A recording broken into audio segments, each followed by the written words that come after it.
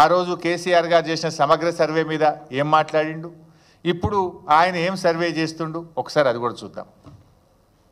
ఆయన అడ్డమైన మన ఇంటికి పంపించి మన ఆస్తులు, మన ఖాతాలు, మన పిల్లలు, మన వివరాలన్నీ అడ్డమైన చేతిలో పెట్టమంటాడా? ఎవడన్నా బుద్ధుండేటోడు చేసే పనేనా?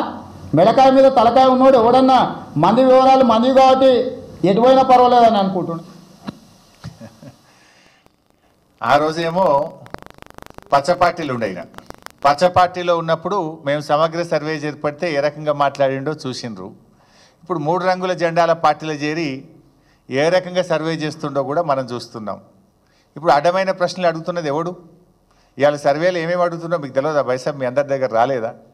నీ ఆస్తి ఎంత, నీకు మోటార్ సైకిల్ ఉందా, నీకు టీవీ ఉందా, నీ గ్రైండర్ ఉందా, నీ కారు ఉందా, నీ ట్రాక్టర్ ఉందా, నీకు భూమి ఉందా, నీ కొడుకు ఏం చేస్తుండని అడ్డమైన ప్రశ్నలు వేస్తున్నాడు ఎవడు?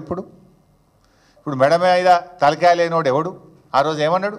మెడ మీద తలకాయ లేనోడు ఎవడు? వాడు ఇట్లాంటి ప్రశ్నలు అడుగుతారా అన్నాడు. ఇప్పుడు చెప్పాలి రేవంత్ రెడ్డి గారు, అడ్డమైన ప్రశ్నలు వేస్తున్నోడు ఎవడు, మెడ మీద తలకాయ లేనోడు ఎవడో ఇవాళ ఆయన చెప్పాలి, ఆయనే సమాధానం చెప్పాలి. అంటే నువ్వు ఆ రోజు ఏం మాట్లాడినావు, ఈరోజు నువ్వు అడుగుతున్న ప్రశ్నలు ఏంది, ఈరోజు నువ్వు సర్వే రూపంలో ప్రజల్ని ఏ రకంగా ఇబ్బంది పెడుతున్నావు అన్నది నిజస్వరూపం మనం ఈరోజు చూస్తూ ఉన్నాం ఆయనది.